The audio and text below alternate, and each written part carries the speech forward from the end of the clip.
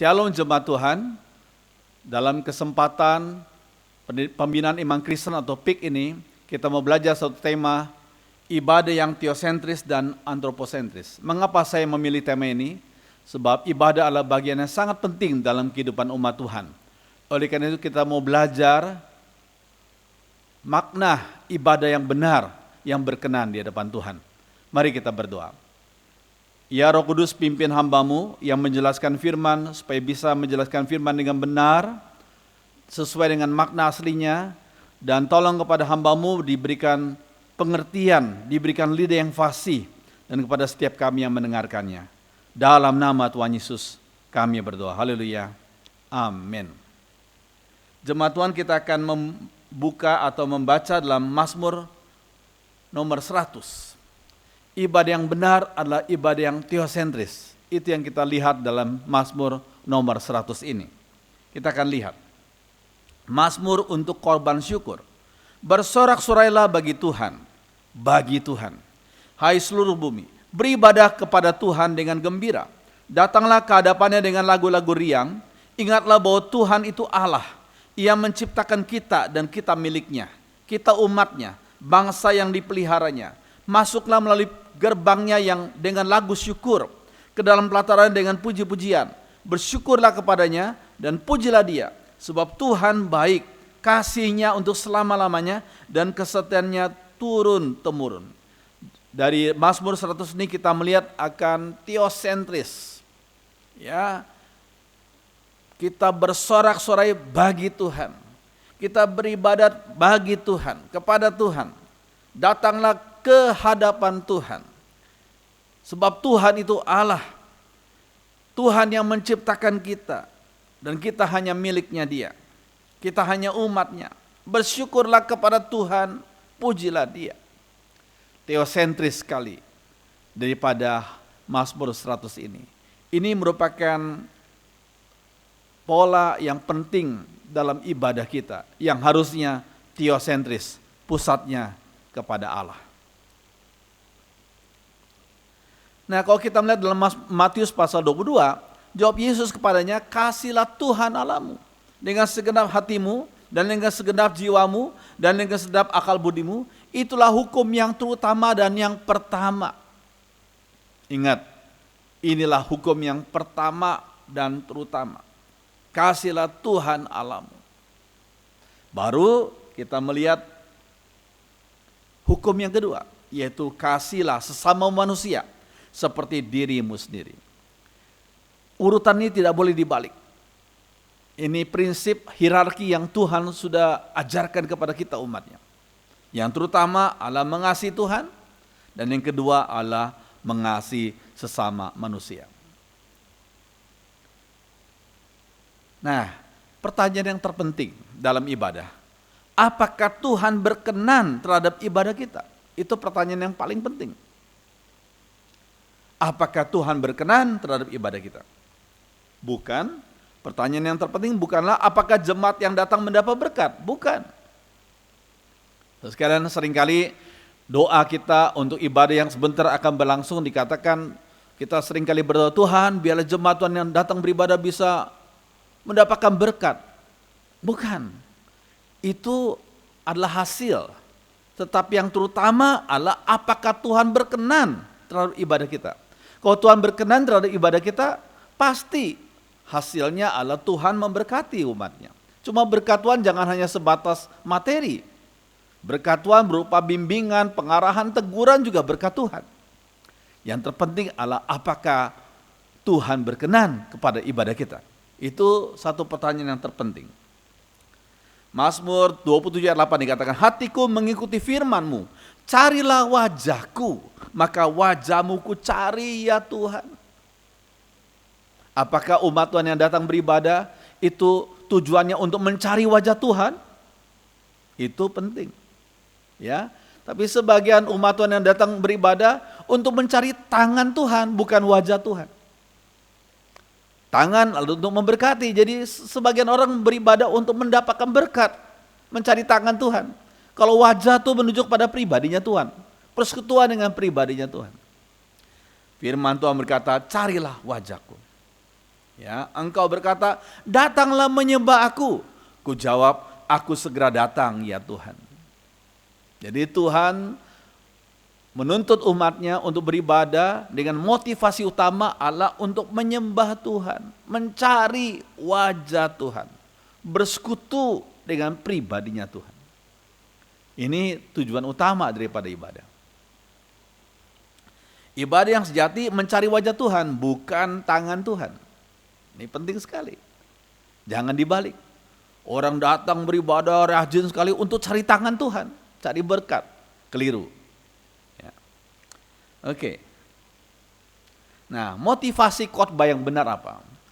Bagi hamba Tuhan yang sering khotbah, seringkali motivasinya sudah menyeleweng. Ya, kita harus kembali kepada motivasi yang benar. Nah, Paulus berkata dalam 1 Tesalonika 2, sebab nasihat kami tidak lahir dari kesesatan atau dari maksud yang tidak murni, dan juga tidak disertai tipu daya. Sebaliknya, karena Allah telah menganggap kami layak untuk mempercayakan Injil kepada kami, karena itulah kami berbicara, bukan untuk menyukakan manusia, melainkan untuk menyukakan Allah yang menguji hati kita. Ini motivasi pengkhotbah yang berkhotbah di mana-mana. Entah di kota kecil, di desa, sampai di kota besar, di gereja besar. Dimanapun pengkhotbah harus mempunyai motivasi yang seperti yang Paulus tuliskan nih. Biar hati Tuhan disukakan lewat pelayanan kita. Motivasi kita diarahkan ke arah yang murni dan tidak disertai tipu daya. Ibadah yang antroposentris berpusat pada manusia. Yang tadi ibadah yang teosentris. Sekarang kita lihat ibadah yang antroposentris, pusatnya pada manusia. Ini salah fokus. Ya. Yang diutamakan adalah menjawab keinginan dan ambisi manusia, itu yang diutamakan. Yaitu kalau kita bertuhan, biarlah ibadah ini menjadi berkat bagi mereka, bagi jemaat yang datang. Jadi yang diutamakan adalah menjawab keinginan dan ambisi manusia. Itu salah fokus. Keinginan dan ambisi banyak orang apa? Yaitu kekayaan, lancar, kemajuan, kesehatan, kenyamanan. Itu tujuan ambisi banyak orang. Orang mau kaya, orang mau lancar, maju terus, memperluas terus wilayahnya, ya. Kemudian sehat dan nyaman. Itu biasanya keinginan dan ambisi banyak orang. Nah, saudara sekalian, kita lihat Joel Osteen, salah seorang pengkhotbah prosperity theology ini. Pengkhotbah teologi kemakmuran. Break out. 5 keys, 5 kunci to go beyond your barriers, untuk melewati halangan and live an extraordinary life, dan hidup dalam kehidupan yang extraordinary, luar biasa. Ya, ini adalah salah seorang daripada pengkhotbah teologi kemakmuran, Joel Osteen. Oke, bagi sebagian orang giat sekali mengkhotbahkan atau mendengar khotbah tentang church growth, pertumbuhan gereja, tapi orientasinya pada quantity, orientasinya pada jumlah jemaat yang hadir. Jumlah jemaat yang hadir tambah banyak, luar biasa. Ini Roh Kudus yang bekerja, gitu ya. Nah, yang ditekankanlah pertumbuhan gereja mula-mula secara kuantitas. Padahal gereja mula-mula itu Tuhan juga mengarahkan moralitas mereka, Tuhan menegur mereka seperti Tuhan menegur Ananias Safira, gitu ya. Tuhan juga membiarkan satu semacam demonstrasi atau semacam protes daripada sebagian orang yang tidak puas dengan pelayanan para rasul dalam hal diakonia, gitu ya. Tapi yang ditekankanlah pertumbuhan gereja secara kuantitas mula-mula, ya. Ayat yang biasa tekankanlah Kisah Rasul 2, dan tiap-tiap hari Tuhan menambah jumlah mereka dengan orang yang diselamatkan. Ini yang ditekankan oleh mereka. Tiap-tiap hari Tuhan menambah jumlah mereka dengan orang yang diselamatkan. Kuantitas, quantity oriented. Nah, sebagian orang bahkan menggunakan beberapa metode bisnis untuk menarik sebanyak mungkin orang untuk datang beribadah di tempat mereka. Jadi metode bisnis pun dimasukkan oleh mereka, gitu ya.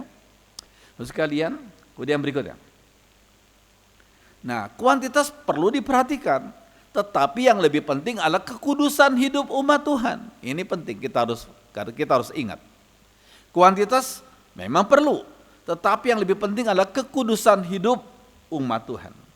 Seperti firman Tuhan 1 Petrus 1, sebab ada tertulis, kuduslah kamu sebab aku kudus.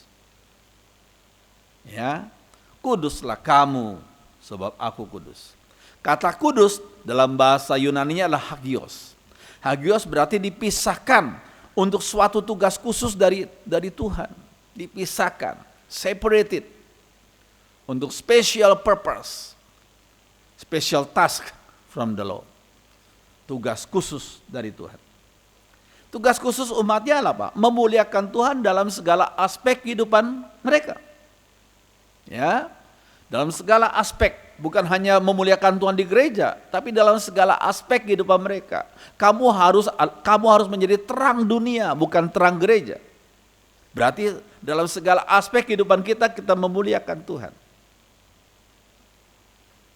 Umat Tuhan harus studi, bekerja, bisnis, dan bergaul dengan cara yang berbeda. Itulah makna kata hagios.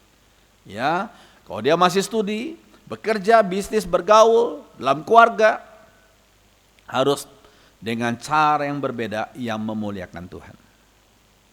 Ini kuantitas perlu, tapi yang lebih perlu adalah kekudusan umat Tuhan. Nah, etika dan moralitas umatnya harus berbeda dengan orang-orang duniawi. Di sebagian mimbar gereja sudah jarang sekali dikhotbahkan tentang hidup yang kudus. Sudah jarang dikhotbahkan tentang hidup yang kudus. Yang ditekankan oleh sebagian gereja adalah berkat, berkat, berkat, sehat, sehat, sehat. Cepat maju, terus bertumbuh, berkembang dalam bisnis pun dan segala macam. Tapi khotbah tentang kekudusan sudah jarang terdengar di sebagian gereja. Padahal kekudusan adalah satu hal yang penting sekali. Kuduslah kamu sebab aku kudus, kata Tuhan.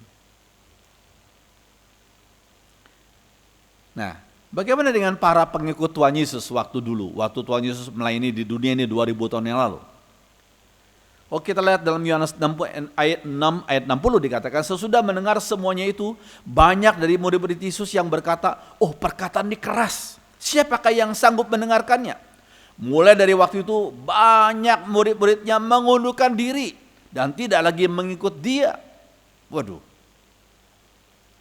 kalau ayat ini disampaikan kepada sebagian kelompok, mereka rasanya kok lain ya. Terus sekalian, karena yang biasa tekankan kisah Rasul terus, setiap hari Tuhan tambahkan dengan jumlah orang yang datang. Tapi Tuhan Yesus, Tuhannya gereja, bahkan Tuhannya semua manusia ya. Dalam pelayanannya dia pernah mengucapkan kalimat-kalimat yang keras. Dan para pengikut yang sudah ribuan tuh berkata, oh perkataan ini keras, siapa yang sanggup mendengarnya? Ada mereka mengundurkan diri dan tidak lagi mengikut dia. Sekalian, ini pengikut Tuhan Yesus, ini kondisi dan keadaan mereka. Dan Tuhan Yesus tidak takut untuk menyampaikan firman-firman yang keras, yang sesuai dengan kekudusan Allah.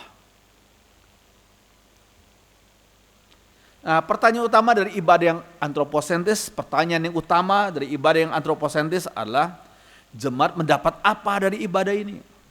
Jemaat dapat apa dari ibadah ini? Ini yang antroposentris ya.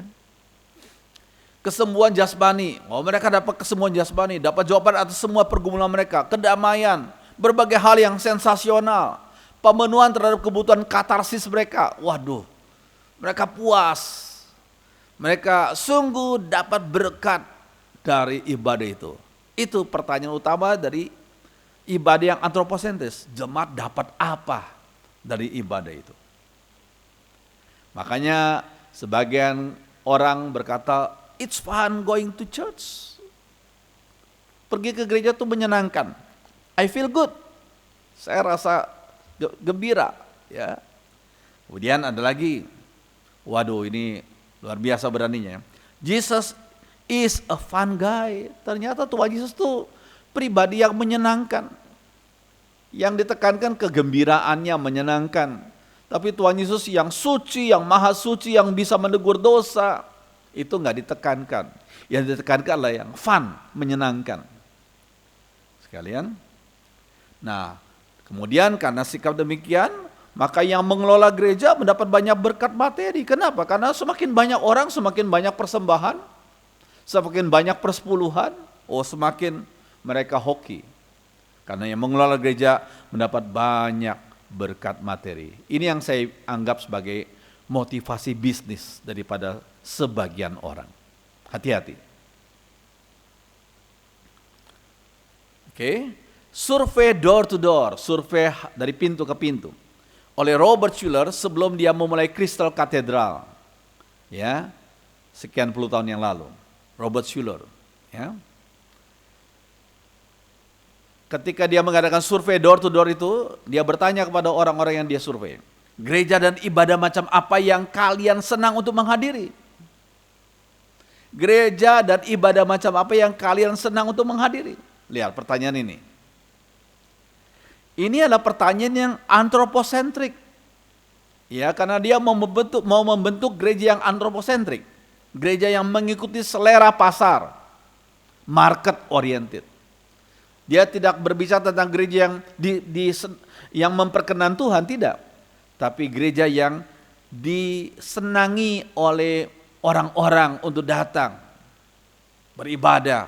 Sehingga pertanyaan gereja dan ibadah macam apa yang kalian senang untuk menghadiri. Oke. Karakteristik gereja yang menurut selera pasar apa? Karakteristiknya apa? Yang pertama, gereja yang tidak menegur dosa. Sehingga orang yang homo, it's okay. Kamu lahir homo, it's okay. Ya. Sekalian gereja yang tidak menegur dosa. Mimbar yang tidak menyampaikan berita keselamatan yang eksklusif. Kalau kita berkata, Yesus satu-satunya jalan kebenaran dan hidup, waduh, itu menyinggung orang dari kepercayaan lain. Jangan singgung itu. Itu mimbar yang menyampaikan keselamatan yang eksklusif itu jangan. Ya. Kemudian gereja yang mengganti firman dengan motivasi psikologis. Firman dibaca, cuma nggak dibahas, nggak dikupas. Firman hanya dibaca secara formalitas saja. Tapi isinya tentang psikologis, tentang pengalaman, pergi ke sana ke sini, mujizat yang dilakukan.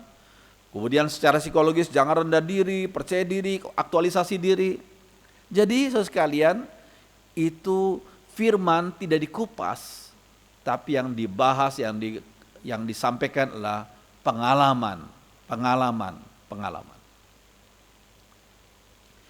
Yang keempat, gereja yang menjawab kebutuhan manusia. Nah ini contoh gereja yang mengikuti selera pasar ya. Gereja yang menjawab kebutuhan manusia sesuai dengan hierarki kebutuhan dari Abraham Maslow. Nah, mungkin kita cukup kenal dengan teorinya Abraham Maslow itu, ya. Abraham Maslow mempunyai teori seperti ini. Nah ini, hierarki kebutuhan manusia menurut Abraham Maslow. Kebutuhan manusia yang paling dasar tuh fisik, ya, makan, minum, seks, ya, tidur di rumah, ya. Kemudian safety, keamanan. Kemudian love, belonging, kebutuhan untuk dikasihi dan mengasihi. Yang keempat adalah kebutuhan penghargaan, esteem, ya. Yang kelima yang paling atas adalah self-actualization,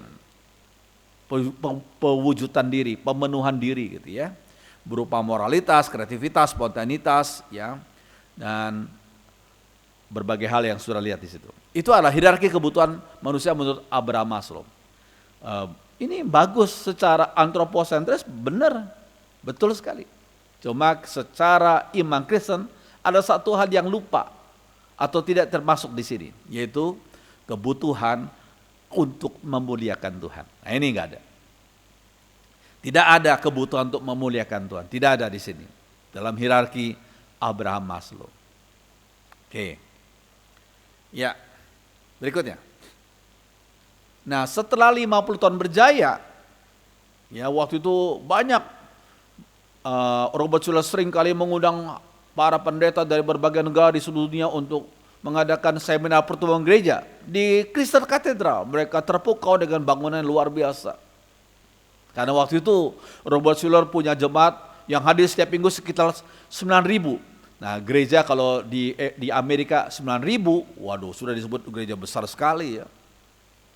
Ya. Tetapi setelah 50 tahun Robert Schuller bangkrut, sekalian. Menyisakan hutang 48 juta US dollar. Sudah buka sendiri, buka saja di internet ya. Hutangnya 48 juta US dollar. Ya. Kemudian dibeli oleh Katolik. Ya. Dan kemudian Schuller meninggal tahun 2015 usia 88 karena kanker. Terus sekalian, jadi sekali lagi Tuhan izinkan kebangkrutan terjadi untuk mengevaluasi, mengoreksi motivasi sebagian orang yang keliru, ya, yang menjadikan ibadah mereka dengan antroposentris, pusatnya diri manusia, itu keliru. Mengganti firman dengan filsafat, psikologi, itu semua baik. Cuma firman Tuhan yang paling penting. Dan jemaat datang ke gereja untuk dengar firman Tuhan. Itu yang paling penting. Sebab yang menumbuhkan iman itu berasal dari pendengaran akan firman Tuhan. Roma 10 ayat 17. Oke. Nah, kita harus tahu namanya first thing first. Yang penting, yang paling penting itu harus diutamakan. First thing first. Yang paling penting harus diutamakan. Harus jelas apa yang perlu diprioritaskan dalam ibadah. Harus jelas itu. Yang perlu diprioritaskan dalam ibadah apa? Apa yang menjadi hasil ibadah yang benar? Nah ini. Setelah kita tahu menempatkan yang prioritas, lalu hasilnya apa? Dari ibadah yang benar hasilnya apa? Yang Tuhan ingin umatnya dapat dari ibadah yang benar itu. Yaitu Efesus 4 ayat 13 dikatakan, dan kita menjadi orang-orang yang dewasa yang makin lama makin bertambah sempurna seperti Kristus. Nah ini, umatnya harus bertambah sempurna seperti Kristus, seperti sifat-sifat Kristus. Kristus punya sifat kasih, adil, benar, suci. Umatnya harus mengikuti sifat-sifat Kristus. To be more like Jesus, semakin serupa dengan sifat-sifat Yesus. Ya, umat Tuhan bertumbuh semakin serupa dengan sifat-sifat Kristus yang suka melakukan kehendak Bapa surgawi. Yohanes 4 ayat 34. Tuhan Yesus pernah berkata, makananku ialah melakukan kehendak Bapa yang mengutus aku. Makananku adalah melakukan kehendak Bapa yang mengutus aku. Oke. Nah, hasilnya adalah pertobatan umat dalam segala aspek hidup mereka. Nah ini hasil daripada ibadah yang benar. Ibadah itu kalau benar akan menghasilkan pertobatan umat dalam segala aspek. Pertobatan bukan hanya berkata dengan emosi. Bukan hanya pertobatan kehidupan di gereja. Tapi kehidupan dalam segala aspek umatnya harus bertobat. Setelah pertobatan umat, barulah ada berkat Tuhan secara jasmani yang didapat. Tuhan tuh gak pernah berhutang kan.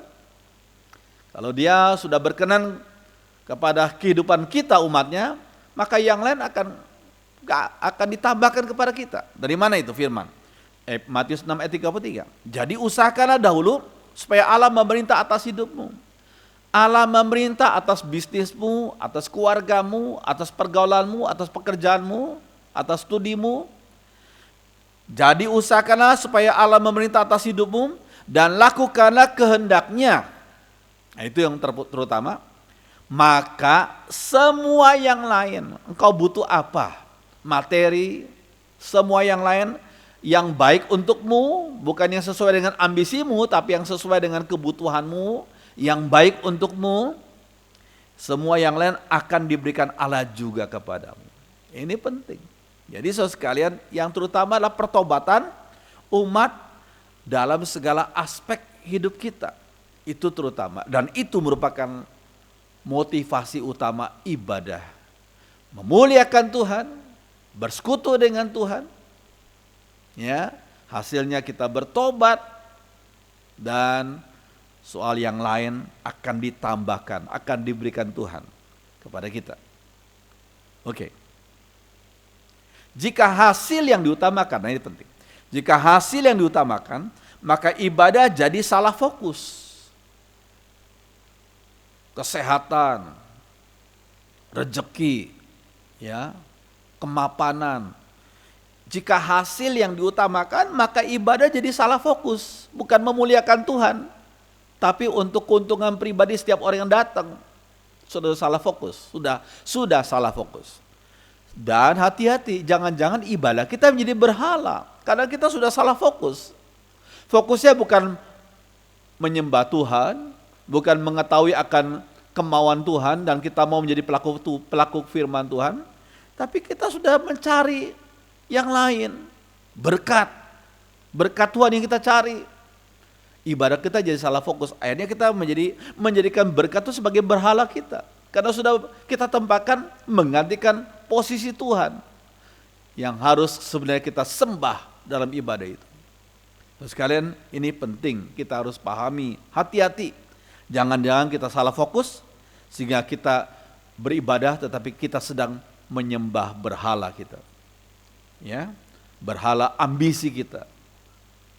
Kemudian, nah kalau kita perhatikan selanjutnya, Tuhan itu diperalat oleh sebagian orang, termasuk sebagian orang Kristen, sebagian umatnya, untuk mendapatkan apa yang mereka inginkan. Nah itu. Tuhan harusnya jadi pemimpin, menjadi penguasa hidup kita, tapi kita berusaha memperalat Tuhan untuk mendapatkan apa yang kita inginkan. Ya, hati-hati di situ. Yang berikutnya. Nah, kalau kita dengar kata ibadah itu dari kata bahasa Ibrani syakah. Syakah artinya membungkuk atau meniarapkan diri. Ya, misalnya ambil contoh ini. Ya. Sekalian, kemudian dalam bahasa Yunaninya adalah proskuneo. Berarti mencium tangan sambil menghadap seseorang yang dihormati atau meniarapkan diri. Ya, mencium tangan sambil menghadap seseorang yang dihormati atau meniarapkan diri. Itu arti kata proskuneo dalam bahasa Yunani. Ya, dalam bahasa Ibrani adalah syakah, membungkuk atau meniarapkan diri. Berikutnya. Nah, kata worship dalam bahasa Inggris itu berasal dari kata worship.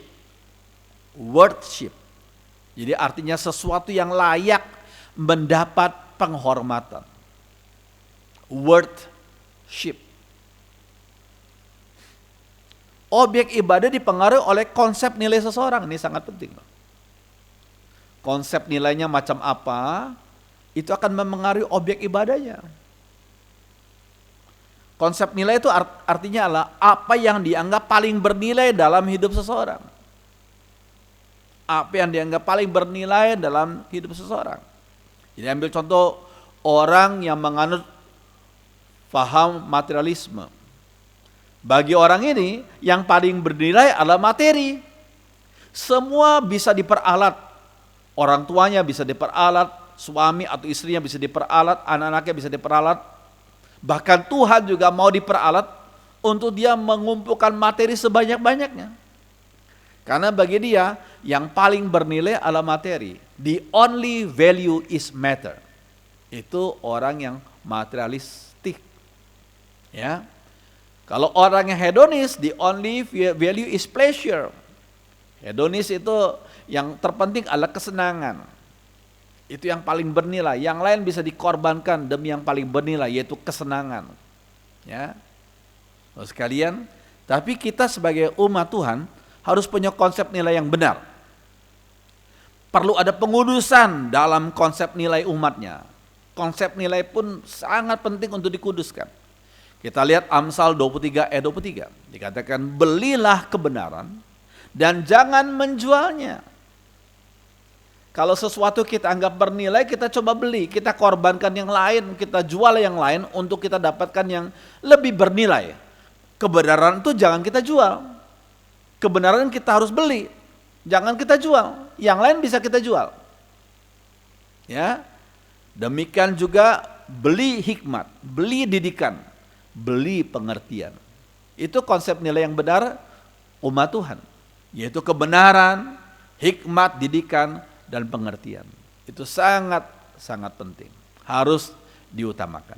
Kalau kita lihat kembali kepada Yohanes 14, Tuhan Yesus berkata, akulah kebenaran, akulah jalan, akulah kebenaran, dan akulah hidup. Oke. Nah, kalau kita lihat dalam Yesaya 6 ayat 1 sampai 4, itu ada beberapa prinsip yang penting dalam ibadah. Kita baca dulu ya. Yesaya 6 ayat 1 sampai 4. Dalam tahun matinya Raja Uzia, aku melihat Tuhan duduk di atas tahta yang tinggi dan menjulang, dan ujung jubahnya memenuhi bait suci. Para serafim berdiri di sebelah atasnya, masing-masing mempunyai 6 sayap, dan mereka berseru seorang kepada seorang, katanya, Kudus, kudus, kuduslah Tuhan semesta alam. Seluruh bumi penuh kemuliaannya. Maka bergoyanglah alas ambang pintu disebabkan suara orang yang berseru itu, dan rumah itu pun penuhlah dengan asap.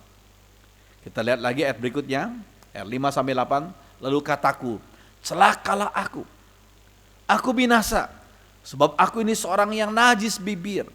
Aku tinggal di tengah-tengah bangsa yang najis bibir. Tapi mataku telah melihat sang raja, yakni Tuhan semesta alam. Tapi seorang daripada serafim itu terbang mendapatkan aku. Di tangannya ada bara yang diambilnya dengan sepit dari atas mezbah.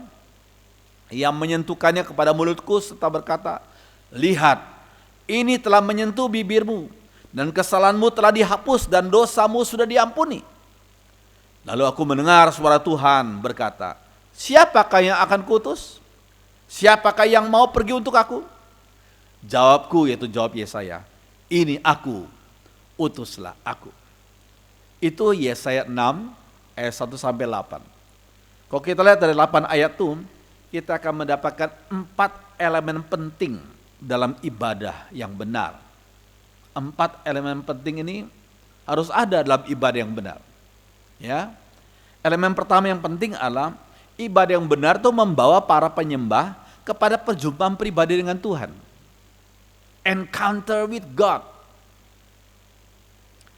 Bertemu secara pribadi dengan Tuhan. Seperti Yesaya, dia melihat Allah di tahtanya. Ya, dia melihat serafim. Ya, yang berseru kudus, kudus, kuduslah.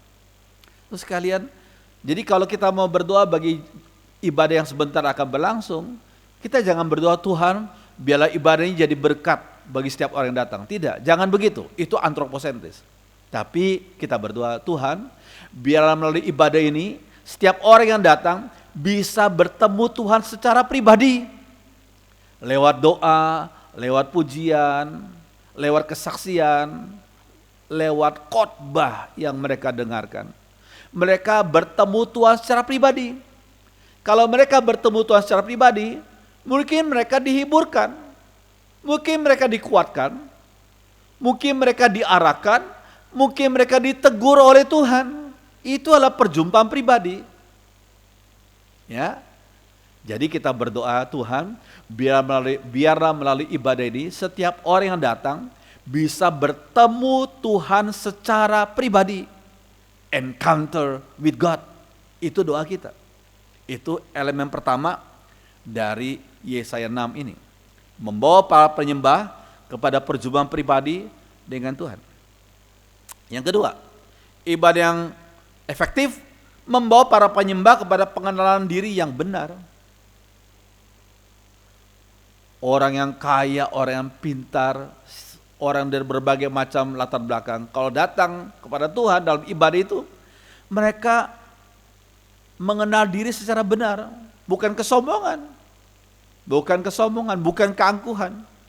Suaraku paling bagus, aku cukup kaya, sangat kaya di gereja ini, aku punya kuasa yang luar biasa. Itu belum mengenal diri secara pribadi di depan Tuhan. Ya, Kalau orang bertemu Tuhan secara pribadi, maka dia akan mengenal diri siapa dia sebenarnya. Terus sekalian, semakin dekat dengan Tuhan, semakin rendah hati seseorang.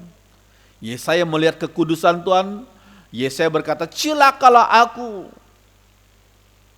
aku manusia kotor, manusia najis, hidup di tengah-tengah bangsa yang najis bibir. Celakalah aku." Terus sekalian, jadi orang kalau bertemu Tuhan secara pribadi, dia akan rendah hati langsung. Dia akan sadar bahwa dirinya itu bukanlah apa-apa. Walaupun dia kaya secara materi, dia pintar secara intelektual, tapi di hadapan Tuhan itu nggak ada artinya. Ya, dia semakin rendah hati di hadapan Tuhan. Oke, kalau kita stop sampai situ, orang pulang mungkin bisa bunuh diri. Tapi tidak. Elemen ketiga, membawa para penyembah kepada penebusan dan jamahan dari Tuhan. Itu ibadah yang efektif itu. Ketika Yesaya berkata, "Celakalah aku," maka serafim datang menyentuh bibirnya. Dia berkata, "Ini sudah menguduskan kamu." Ya, saudara sekalian, ibadah yang efektif adalah ibadah yang membawa kepada orang untuk menerima anugerah Tuhan, pengampunan dosa, keselamatan, penebusan yang dari Tuhan, dan pengharapan yang kekal. Dia dijamah oleh Tuhan. Ya.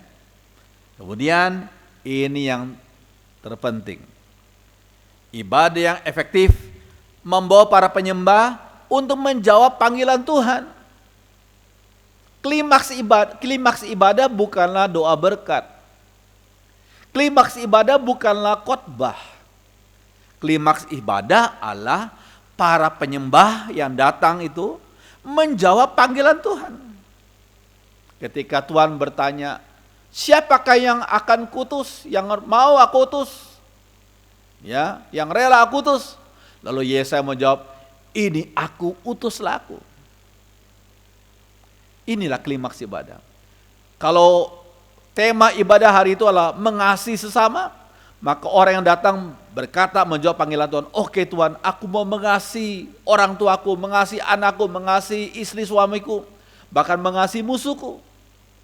Ya, kalau tema khotbah, tema ibadah waktu itu tentang persepuluhan, jemaat yang datang berkata, "Oke, aku mau kembalikan milik Tuhan, persepuluhan kepada Tuhan." Ya, jadi jemaat Tuhan yang datang menjawab panggilan Tuhan. Kalau temanya tentang menginjil, bersaksi, mereka akan berkata, "Oke Tuhan, saya mau dipakai Tuhan untuk menjadi saksi Kristus." Ya, ini suatu hal ini merupakan klimaks ibadah. Dan ini yang Tuhan minta untuk kita menjadi pelaku-pelaku kebenaran, pelaku-pelaku firman. Oke. Berikutnya. Nah, ibadah yang benar bukanlah entertainment, hiburan, tetapi partisipatif. Itu penting. Partisipatif, bukan entertainment. Kita lihat dalam 1 Korintus 14 ayat 26. Yuk kita baca sama-sama. "Jadi bagaimana sekarang saudara? Bila mana kamu berkumpul, hendaklah tiap-tiap orang mempersembahkan sesuatu." Tiap-tiap orang partisipatif, mempersembahkan sesuatu. Ada yang seorang mazmur, yang lain pengajaran, atau penyataan Allah, atau karunia bahasa roh, atau karunia untuk menafsirkan bahasa roh. Tapi semuanya itu harus dipergunakan untuk membangun. Jadi ibadah bukan entertainment. Aku beli tiket, aku kasih persembahan, seperti beli tiket kan. Aku mau nonton, pujiannya bagus gak, yang mimpi nyanyi bagus gak, yang main musiknya bagus gak. Itu namanya entertainment. Tetapi ibadah yang benar harus bersifat partisipatif. Tiap-tiap orang mempersembahkan sesuatu. Pertama, mereka mempersembahkan waktu mereka, mempersembahkan hati mereka, mempersembahkan talenta mereka. Ya, mempersembahkan karunia-karunia roh yang Tuhan karuniakan kepada mereka. Ya. Dan yang menonton ibadah itu bukan manusia, tapi yang menonton ibadah umat Tuhan itu adalah Tuhan sendiri. Yang menonton ibadah umat Tuhan itu adalah Tuhan sendiri. Pertanyaannya, apakah Tuhan berkenan kepada ibadah itu? Itu penting. Oke. Nah, sekarang tentang ibadah dalam roh dan kebenaran. Kenapa saya perlu bahas singkat ini? Supaya sudah paham makna ibadah dalam roh dan kebenaran. Dan sekalian, ibadah dalam roh didasarkan pada Allah roh. Maka umatnya harus menyembah Allah dalam roh juga. Umatnya harus menyembah Allah dalam roh juga. Jangan ibadah itu hanya lip service, hanya di bibir saja, di lidah saja. Tidak. Ibadah harus keluar dari bagian rohani manusia. Ekspresi daripada bagian rohani manusia yang diekspresikan lewat pujian kita, ya, lewat sikap kita yang secara fisik, ya.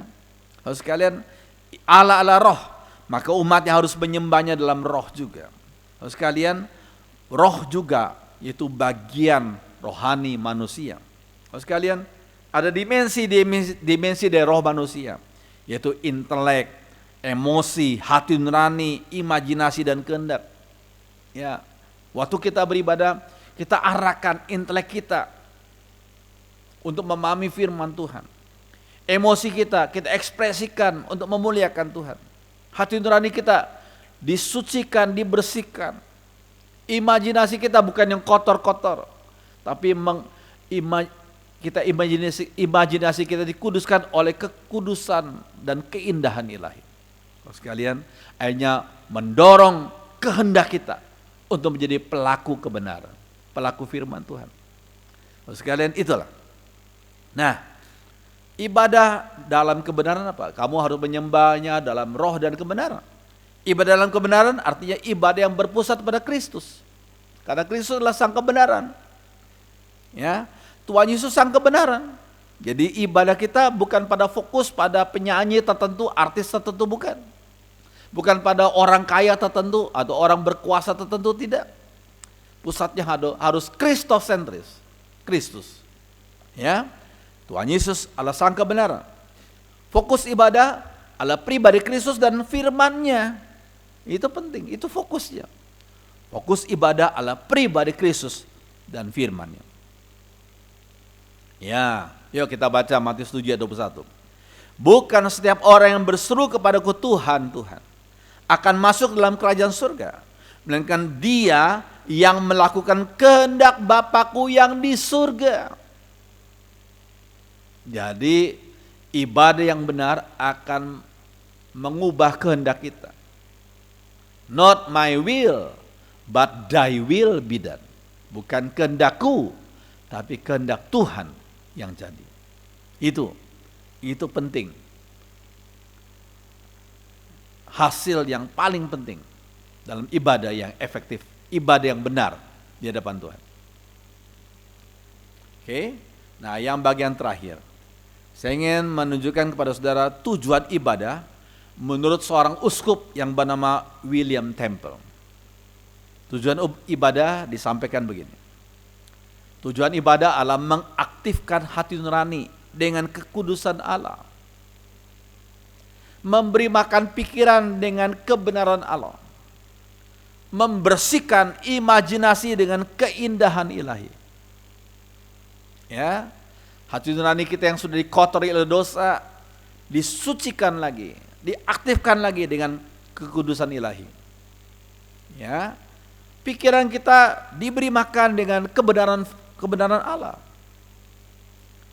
Dan imajinasi kita yang kotor disucikan, dibersihkan oleh keindahan ilahi. Kemudian membuka hati terhadap cinta ilahi. Cinta ilahi yang tidak pernah mengecewakan kita. Cinta ilahi yang kekal itu, yang suci itu, yang benar itu, akan membuka hati kita yang hampa ini. Ya. Dan yang terakhir, mengabdikan kehendak pribadi di bawah rencananya. Oh, luar biasa. Kehendak pribadi kita abdikan kepada rencana Allah yang mulia, rencana Allah yang kekal, yang dia mau sampaikan kepada pribadi lepas pribadi, umat yang beribadah. So sekalian, biarlah ini semua bisa membimbing kita mengevaluasi apakah ibadah kita teosentris ataukah baru bersifat antroposentris. Mari kita berdoa. Terima kasih untuk firman Tuhan yang kami bisa pelajari pada saat ini. Roh Kudus, tolong kami untuk menjadi hamba-hamba Tuhan yang berkenan di hadapan Tuhan. Bukan hanya dipakai Tuhan, bukan sekedar dipakai Tuhan, tapi diperkenan Tuhan. Tolong ibadah di gereja kami masing-masing agar ibadah kami teosentris, bukan antroposentris. Terima kasih Tuhan, dengarkan doa kami dalam nama Tuhan Yesus. Amin.